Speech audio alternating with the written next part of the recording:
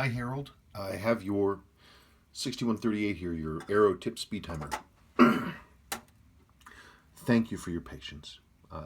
I'm 2 weeks late on evaluation day. I've been doing a huge multi-watch project, and it has just eaten up a ton of time. Super nice watch, really, really nice. Let's talk the numbers. Look at this. This thing's unserviced. Look at the numbers. It's unserviced. 247. It's dry and it needs service, but these numbers are excellent. What these numbers tell us is that the watch is in very good internal condition, which we can see. I mean, you can see from the brightness of the, look at the reflection on the, look at the reflection right here of my tweezers. See the brightness of it, the cleanness of it? Really amazing. The movement, the whole movement looks that way. Bright and clear, dark red text on the JDM jeweled movement. And this is the high jewel early A version of this movement. And it is really nice. And the watch it's original. This is your original caseback seal. It came out in pieces, and it's just, that used to be rubber, and it's plastic now. I mean, there's not much else to say. I mean, after service, this thing will be amazing. The reason it's running so well is because it's so unworn. It's a really, really nice example. But I would have known that just by looking at the hands and the dial. But hold on, so let's look at those.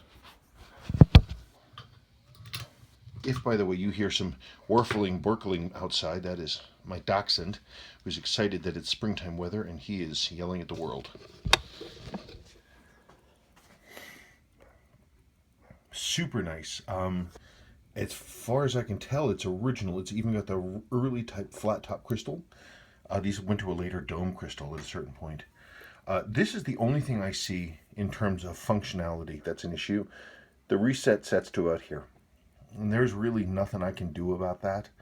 There really isn't. There's also some tiny peppering on the dial right here, but again, that's nothing I can do anything with. But the rest of the watch is just magnificent. This is a great starting point. It's going to be a fantastic watch. Unfaded dial, unfaded. Look at the deep pumpkin of the dial here.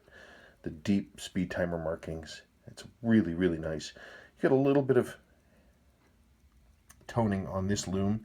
I wouldn't do a thing with it. I think it looks great. I wouldn't do anything with it. Interesting that the alignment of the dial and the bezel are out. Maybe this crystal was replaced at a certain point. They didn't quite get that alignment right. That's something to think about. I had said in our correspondence that you had an original bracelet, and then I got the watch, and I said, oh, no, it's not. Couple things. Seiko never used an expando end like this.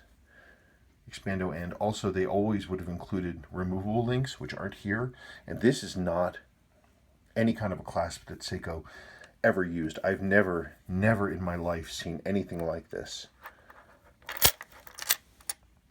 This is sort of a weird copy of a Stellux clasp, but it's not Stellux. A lot of these bracelets, apparently I have read, were handmade in Kowloon Walled City in Hong Kong. I don't know if that's where this was made, but that's where a lot of them were made, because that in Kowloon Walled City used to have all these little traders and manufacturers and teeny tiny little companies making things. And sometimes when you see stuff like this that looks vaguely handmade, that's sometimes where it came from. I don't know if that's true. That's just what I heard. But ooh, what a nice watch. It's so funky. I've now seen 3 of these. I'd never seen one in person for years, and then I had 3 in the last month. This is a nice example, though. Nice piece. It'll be amazing with the service. And it's up to you. I mean, the numbers are great. You don't have to service it just based on the numbers, but it's not lubricated, and without a servicing, it won't continue to run this well. Then now is a great time to service it, because then you're starting fresh. Okay. Thank you much. What a nice watch.